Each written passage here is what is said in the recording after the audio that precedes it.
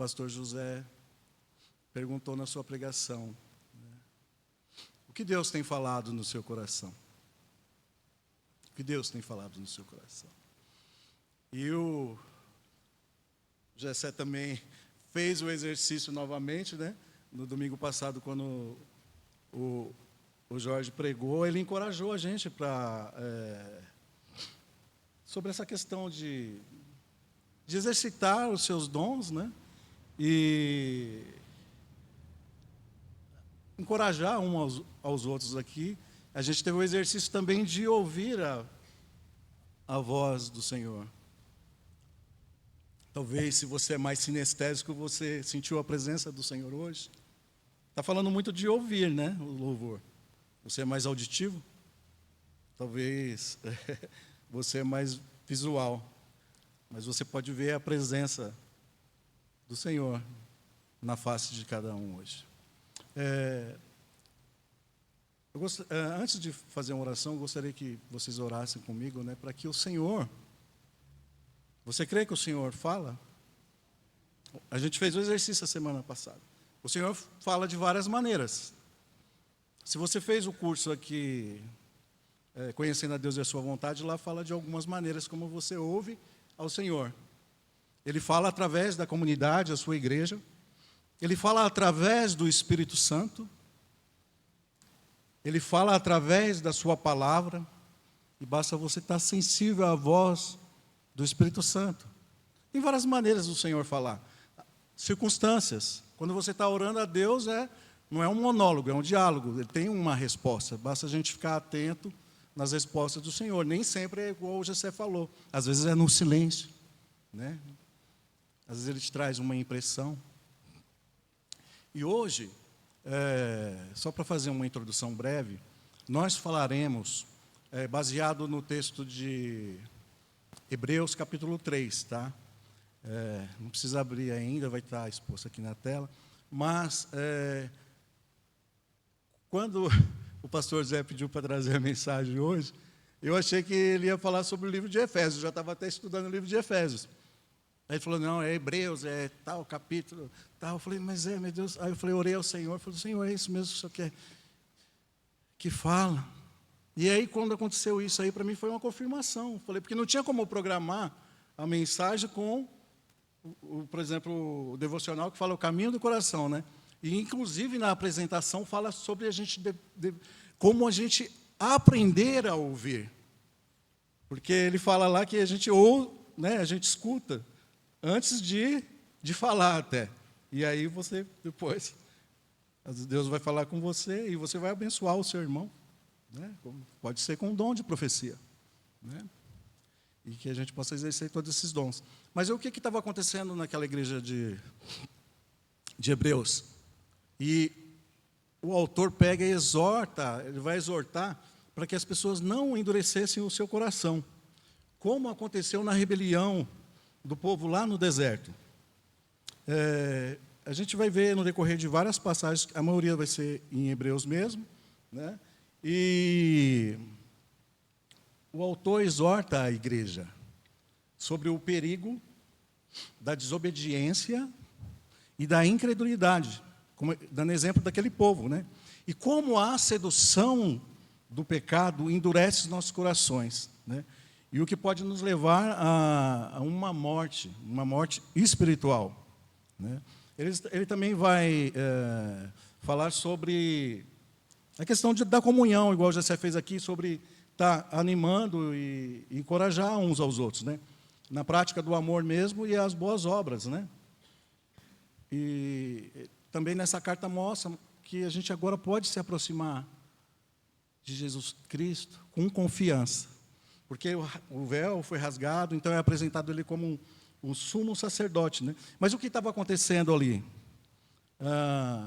Muitos estavam se afastando do Senhor, né? E aí esse autor exorta sobre essas questões do legalismo mesmo, da religiosidade, né? Então, vamos orar. Eu queria que você orasse. Ore para que o Senhor, através dessa mensagem, Ele possa falar com você. Eu não sei o que Ele quer falar com você. Eu não sei o que você espera do Senhor.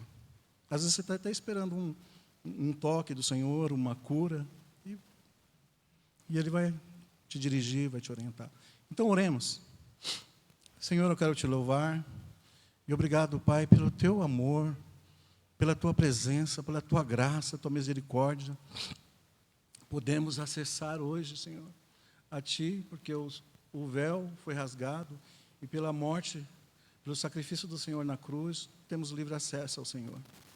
Ó Espírito Santo, fala com a tua igreja, Senhor, os propósitos que o Senhor tem para ela.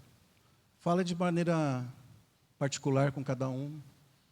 Fala conosco, Senhor, através dessa mensagem. É o que pedimos em nome de Jesus. Amém. Então, o texto é Hebreus, tá? Capítulo 3, versos 7 a 15. É que eu não estou tendo... Não sei se vai dar para vocês enxergarem aí. Senão você pode acompanhar na sua Bíblia ou no seu smartphone. Mas acompanhe comigo a leitura. A versão que eu vou ler é NAA, tá? A Nova Almeida atualizada. O perigo da incredulidade e da desobediência. Por isso, como diz o Espírito Santo, se ouvirem a sua voz, não endureçam o coração como foi na rebelião, no dia da tentação no deserto, onde os pais de vocês me tentaram, pondo-me à prova e viram as minhas obras durante 40 anos. Por isso, me indignei contra essa geração e disse, o coração deles sempre se afasta de mim, e eles não conheceram os meus caminhos. Assim jurei na minha ira, não entrarão no meu descanso. Tenham cuidado, irmãos, para que nenhum de vocês tenha um coração mau e descrente, que se afaste do Deus vivo. Pelo contrário, animem uns aos outros todos os dias, durante o tempo que se chama hoje, a fim de que nenhum de vocês seja endurecido pelo engano do pecado, porque temos nos tornado participantes de Cristo, se de fato guardamos firmes até o fim a confiança que desde o princípio tivemos. Como se diz hoje, se ouvirem a sua voz, não endureçam o coração como foi na rebelião. O endurecimento do coração pode nos afastar do Senhor. O tema que eu queria dar para essa mensagem hoje é que nos aproximemos diante do Senhor com um coração sincero e disposto a ouvi-lo. Se fosse dar um subtítulo, não endureceis os vossos corações. Antes da gente ir para o versículo que eu gostaria de destacar nessa manhã, que seriam os versículos 7 e 8, eu queria apresentar um breve panorama aqui, só para a gente ter uma ideia para a gente contextualizar, né, também. O autor de Hebreus, como a gente já ouviu aqui, ele é anônimo. Tá? Alguns até defendem que é Paulo, até pela característica literária nas escrituras, paulinas, né? Mas também tem Lucas, Barnabé, Apolo, que foi defendido por Martinho Lutero, Priscila. Tanto é que quem defende Priscila seria pelo anonimato mesmo da carta, porque na época, talvez, não ia ser bem aceito uma carta escrita por mulher, né? Ele foi escrito por volta de 65 depois de Cristo. Alguns livros, está mais, sabe, 90, mas acho que foi atualizado. Mas eu acredito que foi antes de 70 mesmo, porque senão o autor teria, muito provavelmente, ele teria descrito a destruição de Jerusalém. Mas a conclusão é o seguinte, que essa não tem como errar, só Deus mesmo sabe quem escreveu, mas ela faz parte do cânon, né? E ela apresenta Cristo na qualidade de um grande sumo sacerdote, que tendo oferecido nada menos que a si mesmo, como um sacrifício totalmente suficiente pelos pecados, agora ministra no santuário celestial a salvação do Messias, a adoração a esse Cristo. E quanto Cristo é superior a Moisés? Pois muitos desses crentes, os judeus, estavam querendo voltar às formas antigas, sabe, os rudimentos ali antigos do judaísmo, mostrando uma tendência a se afastar para longe de Cristo. mediante até o descaso, uma vida pecaminosa, e devido à perseguição mesmo, né, como desculpa, né, com a alegação que Moisés era importante. Era uma comunidade judaica que ouviu o Evangelho através dos apóstolos e de profetas.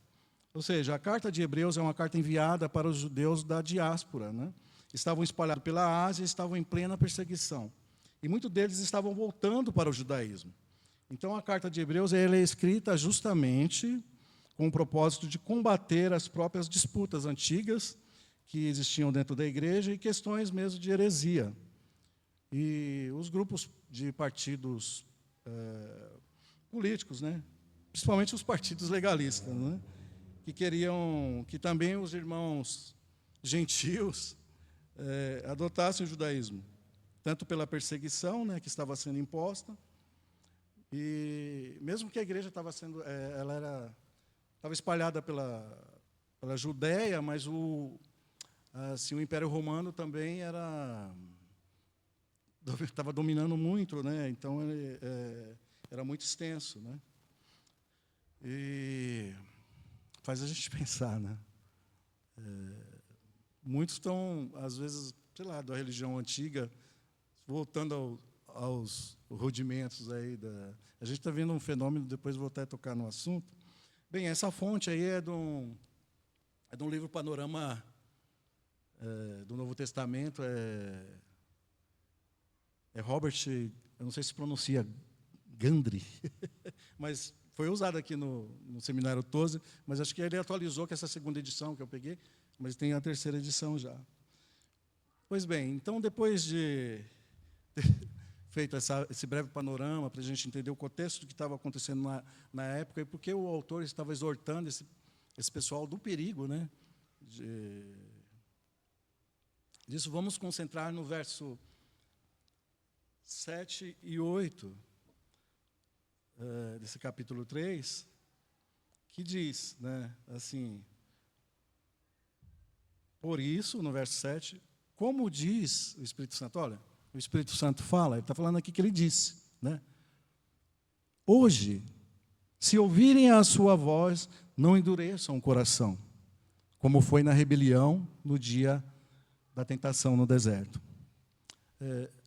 Antes de eu colocar aqui alguns pontos aqui para a gente ver aqui como o Espírito Santo fala conosco, a gente vai ver alguns outros pontos aqui também nessa passagem do texto. O que é que endurece o coração, né? O que é que endurece o coração do homem? E também o oposto do que é um coração endurecido. O perigo da desobediência e incredulidade. E também, você vai ver com o autor, tanto aqui no capítulo 3, e a gente vai ver o capítulo 10, ele exorta a importância da gente, a importância da comunhão e não deixar de congregar, né? Bem, o Espírito Santo, ele orienta e chama para trabalhar. Ele vai te chamar para trabalhar. O Senhor está te chamando para um ministério? Veja bem, ele disse, para separar Paulo e Barnabé. Atos 13 e 12.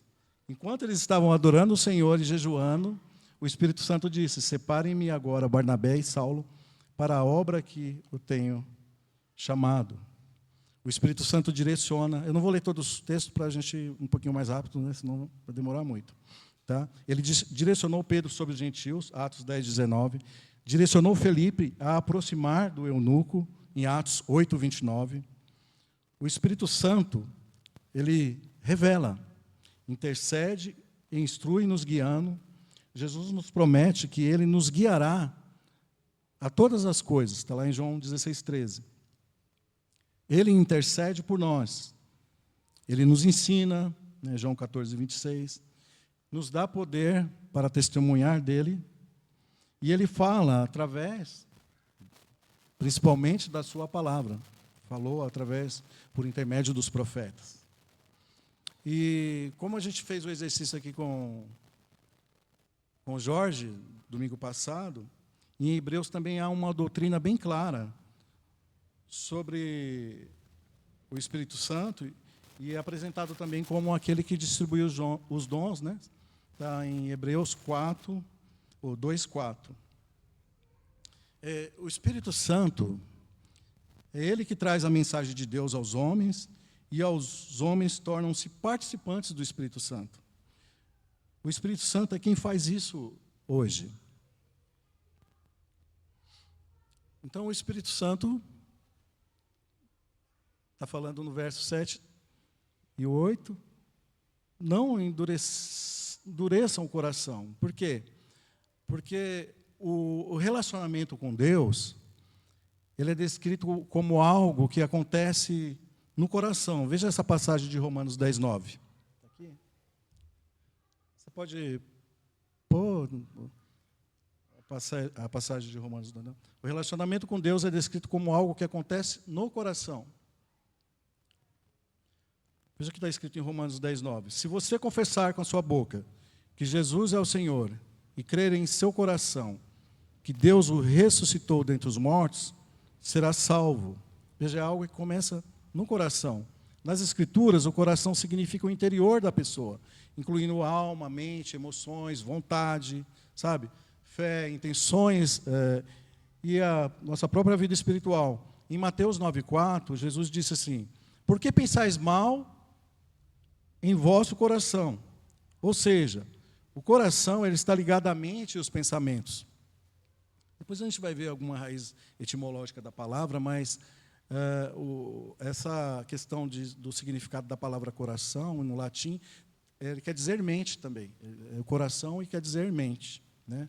Por isso Deus, quando Ele olha para o coração, não apenas para as ações externas, né?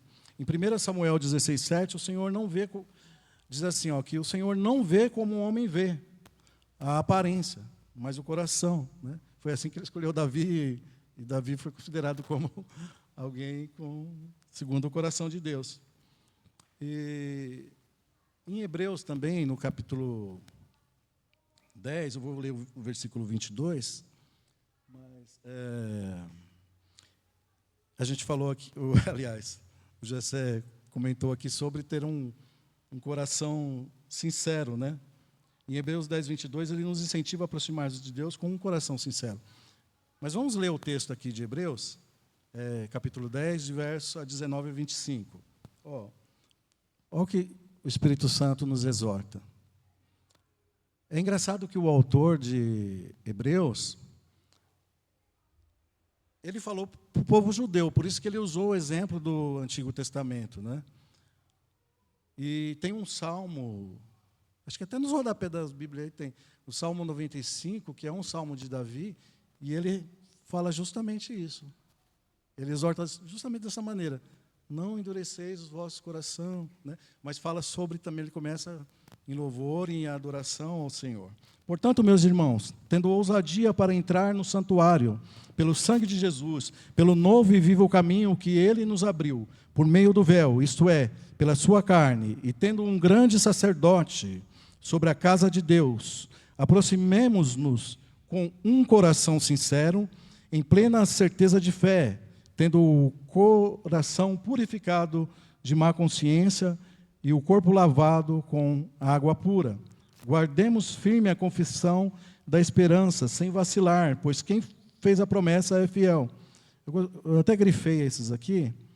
Cuidemos também de nos animar uns aos outros, no amor e na prática de boas obras. Não deixemos de nos congregar, como é costume de alguns. Pelo contrário, fazemos admoestações, ainda mais agora que vocês veem que o dia se aproxima. Eu quero ler um outro texto, de 1 João 3, versos 18 a 23, onde Deus nos exorta também. Filhinhos, não amemos de palavra, nem da boca para fora, mas de fato e de verdade. E nisto conheceremos se somos da verdade, bem como diante dele tranquilizaremos o nosso coração, pois se o nosso coração nos acusar, Deus é maior do que o nosso coração e conhece todas as coisas. Amados, se o coração não nos acusar, temos confiança diante de Deus. aquilo que pedimos dele, recebemos, porque guardamos os seus mandamentos e fazemos diante dele o que lhe é agradável. E o seu mandamento é este, que creiamos no nome de seu Filho, Jesus Cristo, e nos amemos uns aos outros, segundo o mandamento que nos orientou. Vejamos o que é um coração sincero. Qual vimos o coração de Davi ali no Salmo 51. Um coração sem fingimento, sem hipocrisia, que tenha transparência, uma busca real e profunda para com Deus, mas também isso é válido, assim, deve ser assim para o relacionamento com os irmãos e a comunidade, né? A gente vai ver, na maioria das culturas, o coração sempre foi visto como exemplo do lugar mais profundo da experiência humana. E justamente a sua raiz em várias culturas, eu vou pedir para colocar aqui o significado da palavra coração. Você pode passar. Isso. Ó, sua raiz etimológica, do latim, que vem cor, cordis, por exemplo, está aqui a palavra cordial, né? De coração com afeto. Concordar, vocês já devem ter ouvido de dois corações, ou ter o coração em harmonia. Recordar, né? Ou seja, trazer novamente ao coração, trazer novamente à memória, né? Lembra até um louvor, né? Quero trazer a memória, né? Trazer à sua mente. Tanto é que não dá para a gente ler, porque o salmo é enorme, que é o Salmo 78, que é o Salmo de Asaf. Lá ele lembra, para que, ele fala assim, para que os seus filhos não façam o que aquele povo na rebelião no deserto fizeram, né? Olha, aí depois vocês leem, se vocês puderem ler tanto o Salmo 95 como o 78, né? No verso 8, ele destaca aquele povo com coração obstinado, rebelde, inconstante, né? Porque Deus tinha feito vários milagres. Deus trouxe o pão do céu, o maná do céu. De tanto eles murmurarem e reclamarem sem gratidão, mandou carne, né? As cordonizes, as roupas, os calçados não estragava. E eles continuaram com aquele coração duro, né? Abriu o Mar Vermelho.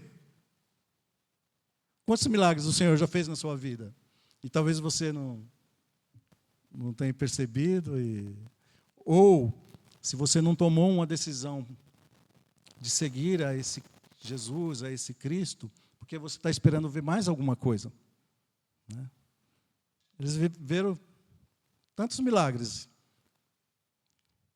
eles irritaram o coração do Senhor, né? Então, um coração, aliás, tem aqui também, né? Assim como discórdia, né? Que é um coração em conflito. Um coração endurecido, ele começa a ser tomado assim por uma gordura. Gente, é uma metáfora. Não estou preocupado aqui em passar detalhes científicos. Você fala, mas pior que forma mesmo gordura. Mas imagine essa gordura do pecado, né? E isso aí vai endurecendo, e aí cada vez menos ele se move. Aí traz o quê? Traz cansaço excessivo, né? Dá dor de cabeça, não respira direito, né? Porque essa expressão aí de não endurecer é a questão da rebeldia, como aquele povo no passado. Aí a pessoa fica fria, né? Traz aquela frieza, a insensibilidade.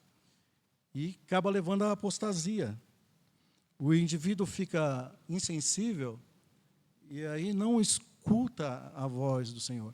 Essa palavra endurecer, ela tem a sua raiz no grego de alguém que não se dobra, sabe? Dura serviço.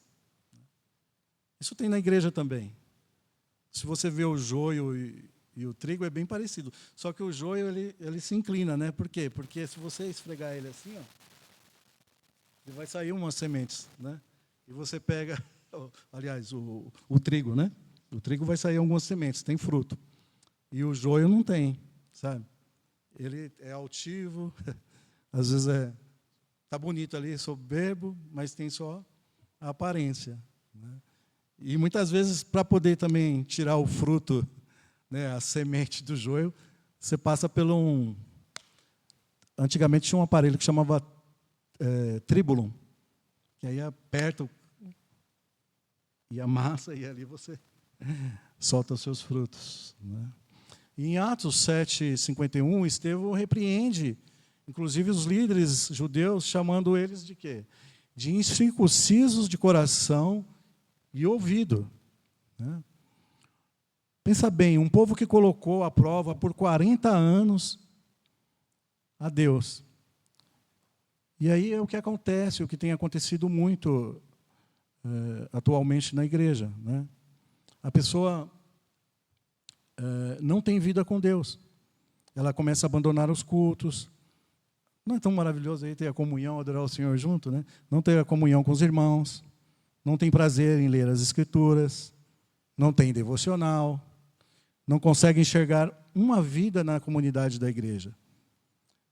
E aí o autor ele exorta, essa pessoa ela está caminhando para se tornar, eu sei que muita gente não gosta dessa expressão, desigrejado, ou mesmo desviado, né? E fora da igreja, fora da igreja local, você não tem como desenvolver, você vai acabar vivendo um cristianismo artificial, né? Um cristianismo artificial, às vezes você tem muita informação, né? Aliás, esse é um termo daquele, sabe, de Jesus Cop, lá, o Douglas Gonçalves, acho que ele fez até um seminário sobre isso, sobre essa questão do cristianismo artificial. Você tem bastante informação, devora os sermões, procura estar estudando a palavra assim, mas não tem vida prática, sabe? Você se torna uma obesidade espiritual. Hoje também a gente vive como uma obesidade intelectual. A sua mente está tão cheia de informações, sabe? E aí a gente tem uma sociedade assim dopaminérgica, né? E a gente quer tudo tão rápido também. E aí é o que acontece. Essa pessoa vive mais da aparência do que a essência, né? Nós não nos desenvolvemos se não tivermos relacionamento, né? A semana passada eu até comentei aqui, eu gosto muito desse Provérbios, que é 27:17, que diz assim como o ferro afia o ferro, vou fazer uma paráfrase, um irmão afia outro irmão. Então, o autor de Hebreus, usando esse exemplo do deserto, ele está dizendo para eles e para nós. Ele fala, se hoje ele fala, né? Se hoje ouvirem a minha voz, né? Olha, ele pega e faz essa advertência. Olha, vocês estão indo para o mesmo caminho. Desperta, tu que dormes. Em Efésios lá 5:14 diz assim, né? E em Romanos 13:11 está escrito assim, ó, diz, já é hora de despertarmos do sono, quanto mais o tempo se aproxima. Ou seja, despertar é o mesmo que acordar, né? E acordar tem a ver com o coração também, né? Que significa trazer à mente, trazer ao coração para perto, né? Assim também como coragem. Coragem tem a ver com coração. Coragem quer dizer um coração forte. Deus falou para Josué, para entrar na terra prometida, seja forte e corajoso. E coragem não quer dizer ausência de medo. Talvez o Senhor tenha te chamado para algo e você está com medo. Mas Deus está prometendo que está com você. Ele vai trabalhar na sua vida, Ele vai te ajudar, né? Muitos lá no deserto não entraram no descanso do Senhor, na promessa, mas coragem. Veja no versículo 10 do capítulo 3. Deus fala que aquele povo, o coração deles sempre se afastavam, né? O coração deles sempre se afasta de mim. E essa palavra afastar, também do grego aposteme, que tem a ver com apostatar, apostasia, né? E em Isaías 29, 13, ele diz: esse povo me adora, ou seja, me honra com os lábios, mas o seu coração está longe de mim. Jesus citou essa passagem de Isaías lá em Mateus 15, 8, né? Para os mestres da lei e os fariseus.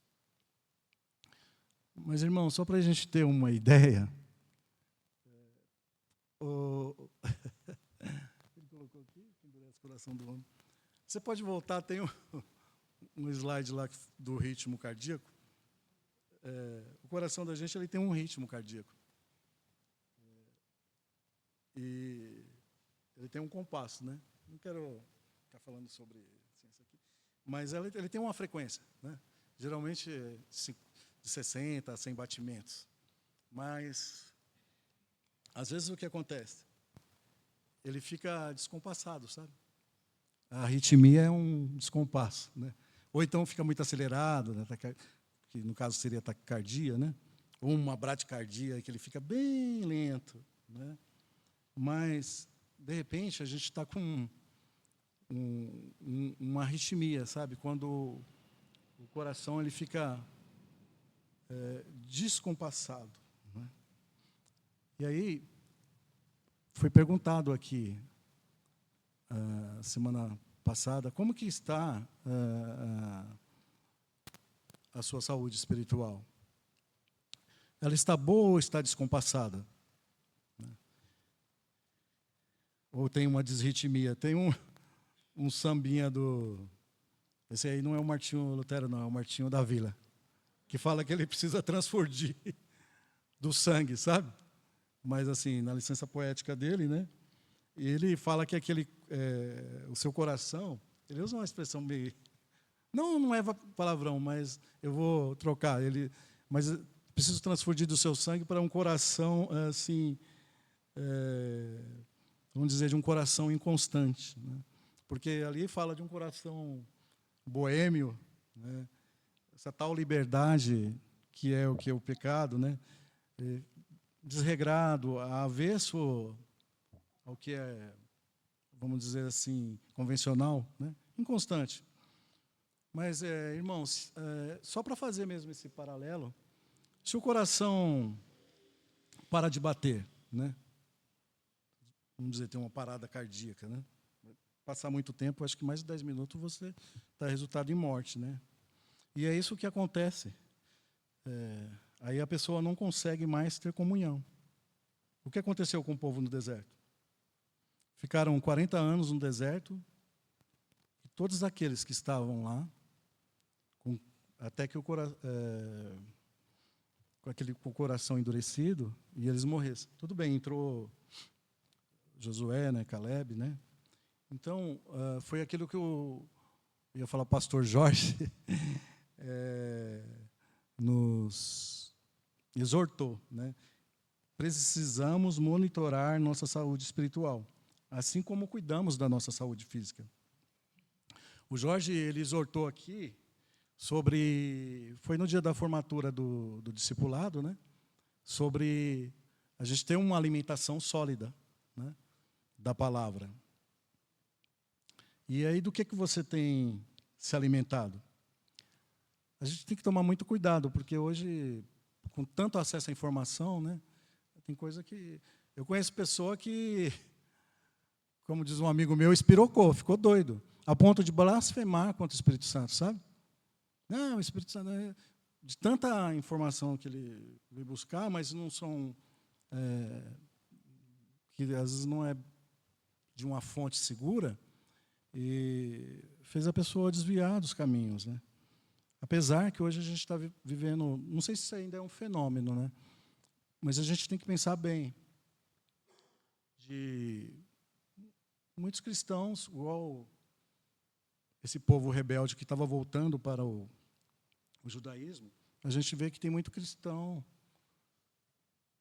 voltando para a igreja de Roma, vamos dizer assim, sabe? Para o catolicismo. Eu acho que ainda tem mais pessoas se convertendo ao protestantismo do que ao catolicismo. Mas o que me deixa assim abismado é que alguns são líderes, sabe? Até pastor, né? O pior, se você é um crente, você é um cristão e você está buscando...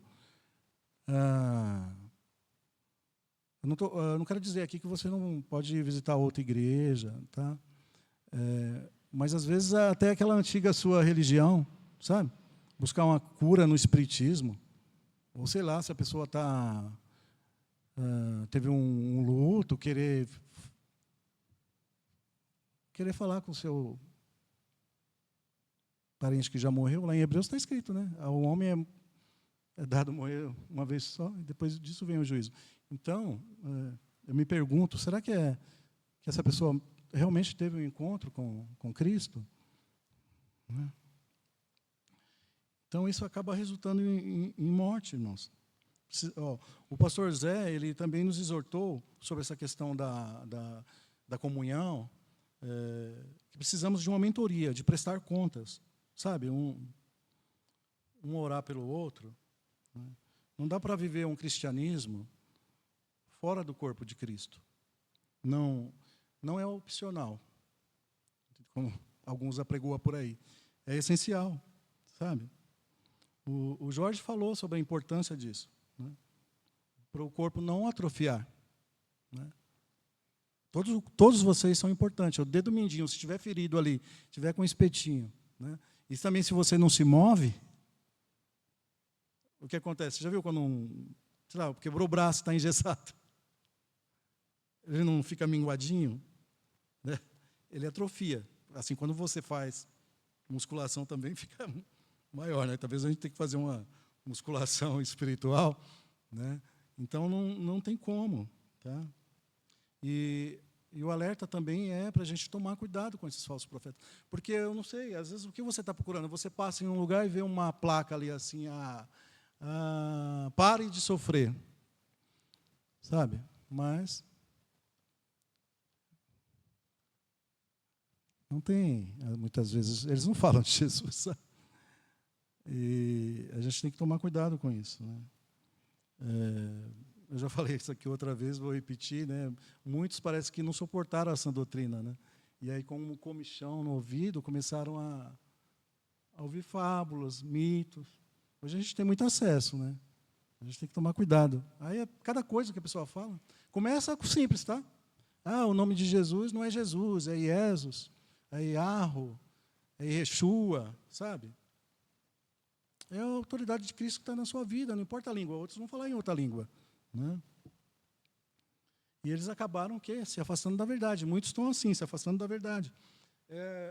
Uma religião humanista. Aliás, eles falam que hoje o humanismo é uma nova religião, né?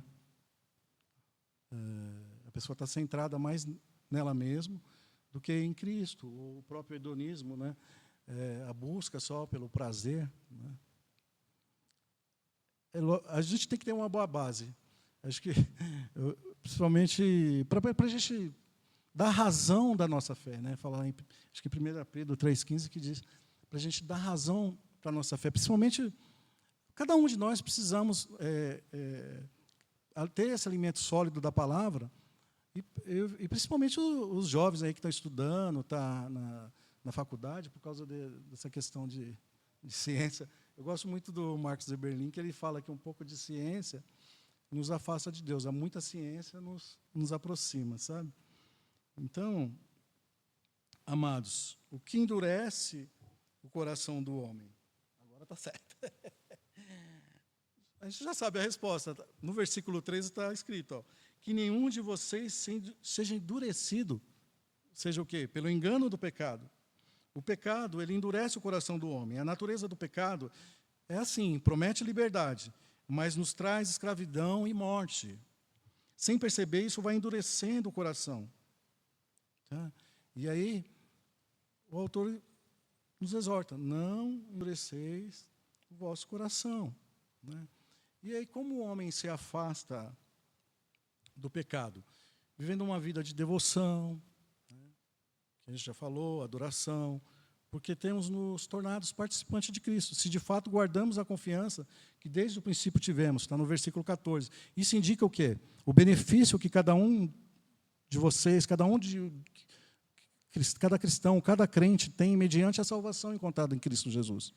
E esta salvação consiste em que cada dia sermos transformados. Ou seja, transformado o nosso coração, né? As nossas características mais parecidas com Jesus, né? E participando da sua natureza. Mas só que esse processo passa pelo quê? Pelo processo de filiação, né? Não tem como você ser transformado se você não ter o Senhor Jesus como Senhor e Salvador da sua vida, né? Porque essa questão aqui do pecado, ela é universal, tá? Não é um trocadilho, mas todos pecaram. Lá em Romanos 3:23 diz que todos pecaram. Mas e que o salário do pecado é a morte.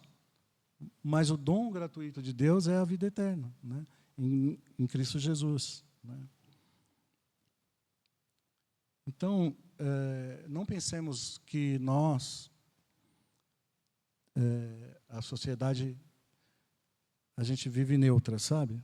Não existe neutralidade. A sociedade, ela serve a um Deus.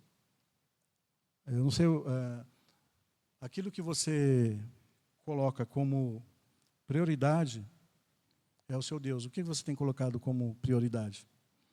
Não vou dar exemplos, mas qualquer coisa que a gente coloca como prioridade acima de Cristo, acima do Senhor, é o seu Deus.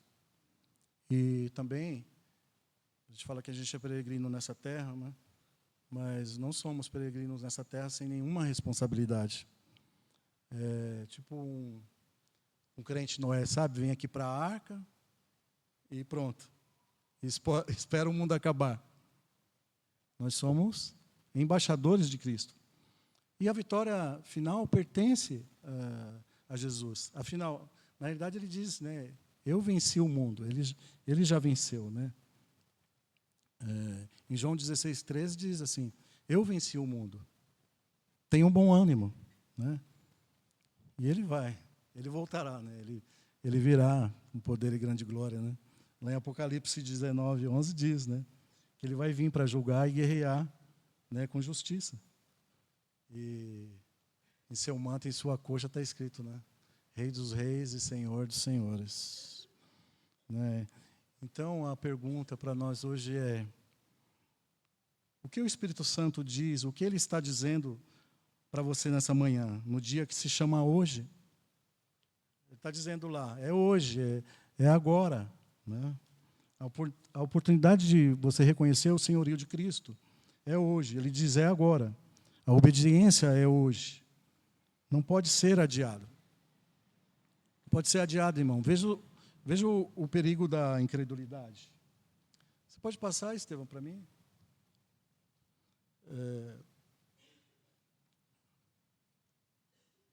A insensibilidade espiritual, a incredulidade endurece o coração do homem até a morte.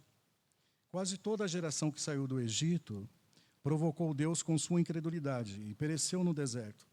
A oportunidade da graça é hoje, pois o sangue de Cristo foi derramado pelos nossos pecados. Cristo se sacrificou para que tenhamos vida eterna. A incredulidade não é apenas você não crê, mas é a questão da rebelião mesmo, né? Se rebelar contra o caráter de Deus. Assim como a desobediência irrita o coração de Deus, alguns dos judeus, eles creram e eles foram salvos. Mas outros creram, mas não se comprometeram com medo, né? Com medo da perseguição. Alguns grupos nem eram convencidos. estavam no meio da congregação, mas querendo voltar à lei de Moisés. E alguns acabaram se apostatando da fé. Essa questão não é que não está anulando a lei, né? Lógico que, como o livro de Hebreus mostra sobre Jesus como nosso sumo sacerdote superior, que a gente fala assim, às vezes, o próprio Jesus fala, não vim abolir a lei. A lei é boa, né? Ela serve para nos... Basta ver, né? Tanto a lei espiritual como a lei dos homens, né? Se você passa um farol, né? Aquilo vai te dar problema, né? Só que aí o que acontece? Como nós vivemos na dispensação da graça, muitos dizem, não vivo mais na lei. Não, mas é diferente. O Senhor Jesus, ele subiu o patamar, ele levou a régua, né? Fala, não matarás. Qualquer um que desejar mal para o outro já matou em seu coração. Ou mesmo, não adulterarás. Mas qualquer um, né, ele falava que se olhar com um olhar impuro para uma mulher, ali ele já pecou em seu coração, né? Então, é essa questão aí. O Espírito Santo, ele diz para você, para mim, mas hoje eu estou falando com vocês. Olhem para os seus corações. Vocês conhecem a verdade de Jesus Cristo. O julgamento nos dias do deserto caiu sobre aqueles que ouviram a palavra de Deus por Moisés. E essa advertência é para aqueles que rejeitaram a palavra de Deus, né? Irmãos, a incredulidade nos faz perder o descanso prometido, né? Ele promete um descanso para a gente ali ele falou assim, no versículo 11, né? Josué conseguiu entrar na terra prometida, mas foi na Canaã aqui terrena, né? O Senhor nos promete um descanso muito maior, que é a Canaã celestial, né? E a incredulidade ela vai deixando nossos ouvidos espirituais entupidos. Até a Bia comentou, né, também. Você não está ouvindo? Você não está ouvindo? E às vezes a gente vai ficando insensível e não ouve, né? Então, a oportunidade é hoje, né? A oportunidade da graça é hoje. É agora. Abra o seu coração para a graça de Deus. Tá? Não deixe que a incredulidade entupa os seus ouvidos, né? Sei lá, o que pode estar endurecendo os nossos corações? Não quero fazer uma pregação moralista, nada assim nesse sentido, né? Porque não é só a questão de atos imorais, sabe? Mas a própria negação de Cristo, sem crer nele, o ser humano continua na sua condição pecaminosa, né? Mas várias coisas, talvez uma falta de perdão, orgulho, inveja, né? Mentira, né?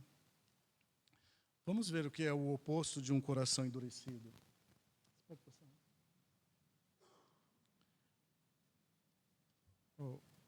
O oposto de um coração endurecido, um coração humilde, sensível a Deus, coração quebrantado, foi o que a gente viu, por isso que eu comentei, falei, nossa, o Jessé já falou sobre a mensagem, né?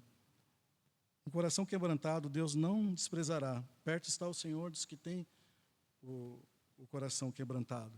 Está em Salmo 34, 18. Né? Então, irmãos,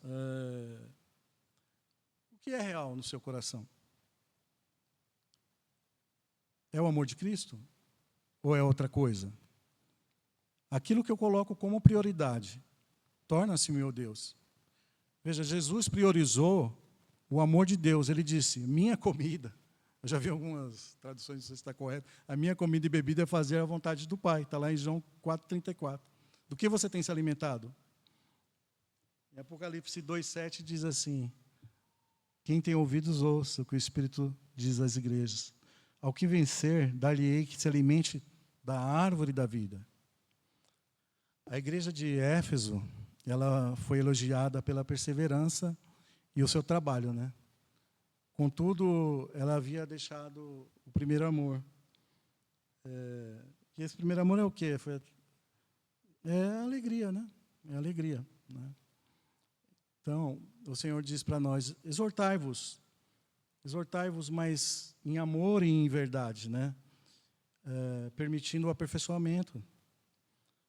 Essa palavra exortai é paracaléu, ou seja, chamar para perto, né? É aconselhar, de onde vem a palavra paracleto, que é o próprio Espírito Santo, como é chamado o Espírito Santo, né? Aquele que chama para perto, a fim de ajudar, né? Nem sempre é. Você pode dar um puxão de orelha também, mas tá perto ali para ajudar, né? E não deixamos de exortar uns aos outros, né, para buscar a Jesus Cristo. Assim, para encerrar, assim, para a gente concluir, eu queria compartilhar, é breve, né, uma fábula, que é a fábula dos porcos espinhos. Vocês já conhecem, né, bem simples. O que aconteceu com aqueles porcos? Havia uma era glacial ali, que estava muito inverno, e aí o que aconteceu? Eles estavam morrendo por causa da frieza, por causa do gelo. E aí eles decidiram se juntar, né? Só que, como eles são porcos espinhosos, eles estavam muito próximos. Os que estavam mais próximos começaram a se ferir, né? Se machucar um pouquinho, né? E aí o que aconteceu? Eles se afastaram um dos outros, mas aí começou a frieza novamente. Então, é o que eles decidiram. Com sabedoria, eles aprenderam a conviver, né, com a distância, né, o espaço devido, mas para não morrerem, né? Então, o que a gente pode aprender com essa história é que o melhor relacionamento não são com pessoas que são perfeitas, né? Mas são pessoas que aprendem a conviver, talvez com os espinhos, com os defeitos, né? Mas valorizando o calor, né? Valorizando e tendo tolerância, né? Tolerância mútua, né? Para o nosso crescimento, né? Mas a boa notícia é que Jesus transforma os nossos corações. Você pode passar o último slide aqui. Jesus transforma os nossos corações. Olha o que está escrito em Ezequiel 36, 26, 27. O Senhor diz que eu lhes darei um coração novo e porei dentro de vocês um espírito novo. Tirarei de vocês o coração de pedra, aquele coração endurecido. Lhes darei um coração de carne. Porei dentro de vocês o meu espírito e farei com que vocês andem nos meus estatutos. Guardem e observem os meus juízos. A banda eu gostaria de orar, né? Vai passar um louvor, e eu fiquei pensando quando a gente estava cantando, quando a gente louva o Senhor e adora o Senhor, Ele está falando aquelas palavras, e muitas vezes tem um louvor que fala assim, eis-me aqui. E aí você fala, eis-me aqui. Então, preste atenção quando você estiver cantando esse louvor e faça dele uma oração. Às vezes a pessoa fala, eis-me aqui, e depois vai por ali, né? Então, irmãos, não sei se tem alguém aqui hoje ainda que não tem a certeza da salvação. Depois fale com um dos líderes aqui, converse com o seu pastor. Eu até ia falar, se você está procurando alguma coisa fora da igreja, de alguns exemplos que eu te falei, você precisa conversar seriamente com o seu pastor. Eu não sei o que você tem entendido, né, sobre a palavra do Senhor. Então, irmãos, fica essa reflexão para nós essa manhã, né? Se você não tem certeza da salvação, ou talvez você não tenha decidido ainda por Cristo, essa é a hora. Receba Cristo como o Senhor e Salvador da sua vida. Em Apocalipse 3:20 diz assim: eis que estou à porta e bato. Se você abrir a porta e deixar eu entrar, eis que cearei contigo. Olha, quando você abre a porta e Jesus entra, é comunhão. Tá? O que o Espírito Santo está falando com você? O que você tem medo de tomar uma decisão, talvez por causa dos seus amigos, o que vão falar na sua faculdade, o que vão pensar de você no seu trabalho. Muitos aqui tomarão essa decisão. Se você não tomou essa decisão ainda, toma essa decisão. Se você tomar essa decisão hoje, agora, como o Espírito Santo tem falado para você, depois você vem aqui para a gente orar com você. Falar que você tomou essa decisão. Tá? É como é a melhor e a maior decisão que você pode tomar na sua vida. O Senhor está falando para você hoje, é agora. O que tem impedido de você, talvez me servir no ministério que eu tenho te chamado. Jesus está falando contigo. Não endureça o vosso coração. Não deixe o seu coração se endurecer por causa, talvez, até de uma má alimentação. Aqui tem alimentação sólida, através dos discipulados que a gente tem, de uma boa palavra. Né? O Senhor nos abençoe nessa manhã, que Ele transforme os nossos corações.